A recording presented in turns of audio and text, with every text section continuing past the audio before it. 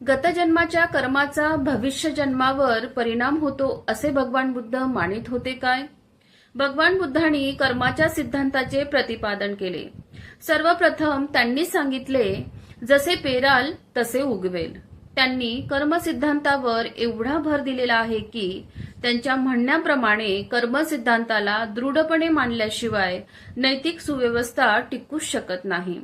भगवान बुद्धांच्या कर्मसिद्धांतांचा संबंध हा फक्त कर्माशीच होता आणि तो देखील वर्तमान जीवनापुरताच मर्यादित होता. तथापि अधिक विस्तृत असाही एक कर्मसिद्धांत आहे आणि त्याच्यानुसार कर्माचा अर्थ आहे त्या सिद्धांताप्रमाणे पूर्वजन्मीच्या कर्माचा या जन्मी अंतर्भाव होतो. जर माणूस गरीब कुळात जन्मास आला तर या सिद्धांताप्रमाणे तो त्याच्या पूर्वजन्माच्या वाईट कर्माचा परिणाम होय. जर माणूस श्रीमंताच्या घरात जन्माला असेल तर त्याचे कारण त्याचे पूर्वजन्मीचे सत्कर्म होय. जन्मतः माणसात काही व्यंग्य असले तर त्याचेही कारण त्याचे गतजन्मीचे दुष्कर्म होय. हा अत्यंत दृष्ट सिद्धांत आहे, कारण कर्माचा असा अर्थ लावला तर माणसाच्या प्रयासासाठी काही स्थान उरणार नाही. सर्व काही गतजन्मीच्या त्याने केलेल्या कर्माने पूर्वनियोजित केल्यासारखे होईल. हा विस्तृत कर्मसिद्धांत देखील भगवान बुद्धांच्या माथी मारण्यात येतो. परंतु भगवान बुद्ध खरोखरच असा हा सिद्धांत मानित होते काय? ह्या विस्तृत कर्मसिद्धांताची बरोबर परीक्षा करण्यासाठी तो ज्या शब्दात सामान्यतः सांगितला जातो त्यापेक्षा थोड्या वेगळ्या शब्दात सांगणे योग्य होईल.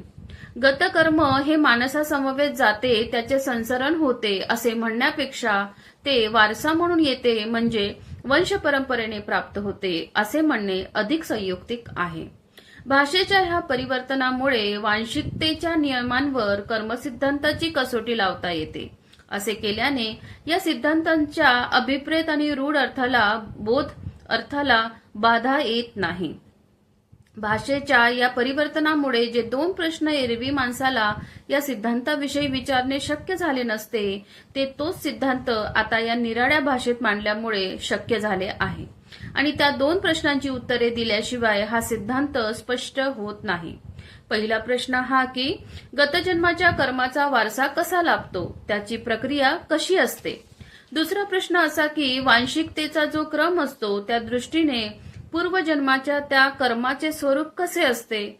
तो वंशानुगत मातापितरांपासून प्राप्त होणारा एखादा गुण असतो की नंतर स्वतः संपादलेला गुण असतो.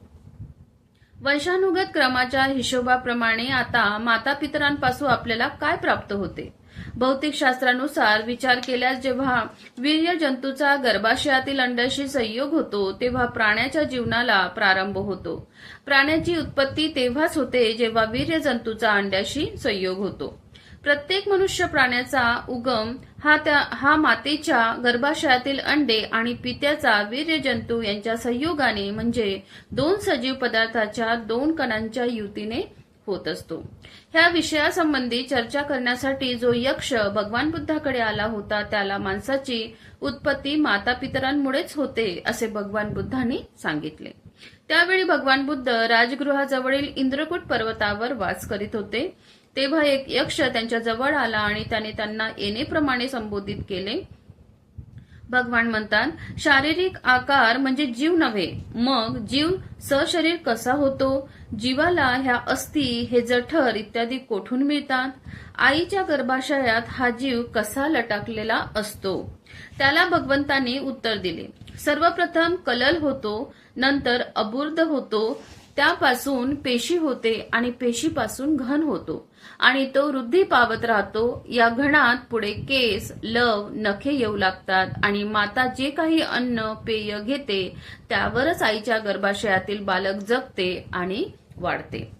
हिंदू सिद्धांत मात्र यापासून सर्वथा वेगळा आहे. तो सिद्धांत म्हणतो की शरीर वंशानुगत मातापित्यांपासून प्राप्त होते, परंतु आत्म्याचे तसे नाही. तो शरीरात बाहेरून प्रवेश करतो, अर्थात कोठून, ही गोष्ट या सिद्धांतात स्पष्ट झालेली नाही. आता दुसरा प्रश्न असा की पूर्वजन्माच्या त्या कर्माचे आपले स्वरूप कसे असते. तो वंशानुगत क्रमानुसार प्राप्त असा गुणविशेष असतो की स्वतः संपादलेला गुण असतो. जोवर या प्रश्नाचे उत्तर मिळत नाही तोवर वंशानुक्रमाच्या शास्त्रीय सिद्धांताचे परीक्षण होऊ शकत नाही. परंतु आपण जरी असे मानले की या प्रश्नाचे इकडून तिकडून काहीतरी उत्तर मिळेलच, तरी भौतिकशास्त्राच्या साह्याने हा कर्मसिद्धांत हा अर्थपूर्ण आहे किंवा अर्थहीन आहे याचा निर्णय कसा करू शकू? भौतिकशास्त्रानुसार मुलात वंश परंपरेने आईबापाचे गुणविशेष उतरतात. हिंदू कर्मसिद्धांताप्रमाणे बालकाला त्याच्या आईबापापासून देहापलीकडे काहीच मिळत नाही. कर्माच्या हिंदू सिद्धांताप्रमाणे बालकाचे गतकर्म हे त्याने आपल्या जन्माबरोबर पूर्वजन्मी स्वतः केलेले कर्म असते आणि ते स्वतः आपल्यासाठी आणून स्वतःच प्राप्त करते.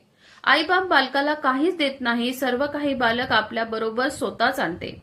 अशा प्रकारचा सिद्धांत बुद्धीस न पटणारा मूर्खपणाचा आहे. वर सांगितल्याप्रमाणे भगवान बुद्ध असल्या बुद्धी विसंगत आणि मूर्खपणाच्या सिद्धांतावर विश्वास ठेवीत नव्हते.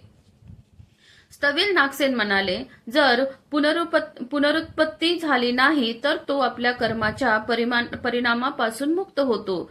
जर पुनरुत्पत्ती झाली तर तो मुक्त होत नाही. राजा मिलिंद म्हणाला, नागसेन, एक उदाहरण देऊन आपले म्हणणे अधिक स्पष्ट करा. महाराजा, उदाहरणादाखल असे समजा, एक मनुष्य दुसऱ्या माणसाचे आंबे चोरतो तर चोरणारा शिक्षापात्र ठरतो काय? होय, परंतु दुसऱ्या माणसाने ज्या आंब्यांचे बीज जमिनीत लावले होते ते तर त्याने चोरलेले नाही. मग तो शिक्षापात्र का? कारण त्याने जे आंबे चोरले ते लावलेल्या आंब्यातूनच उत्पन्न झालेले होते.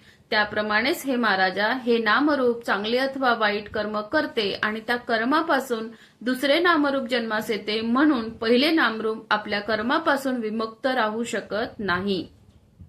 वा, छान बनते नागसेन. मग राजा मिलिंद पुढे म्हणाला, बनते नागसेन, जेव्हा एका नामारूपाद्वारे कर्म केले जाते तेव्हा त्या कर्माचे पुढे काय होते? महाराज, ती कर्मे सावलीप्रमाणे त्याचा पिच्छा पुरवीत राहतील. पण मग ही कर्मे येथे आहेत किंवा तेथे आहेत असे म्हणून कोणाला तरी कर्मे दाखविता येतात का? नाही. एक उदाहरण देऊन हे अधिक स्पष्ट करावे. हे राजन, वृक्षाला जी फळे अद्याप या वयाची आहेत ती दाखविता येतील काय? ती फळे येथे आहेत किंवा तेथे आहेत? निसंशय नाहीत. बनते. त्याप्रमाणेच हे राजा, जोपर्यंत जीवनाचे सातत्य खंडित झाले नाही तोपर्यंत कृतकर्मे दाखविता येत नाही.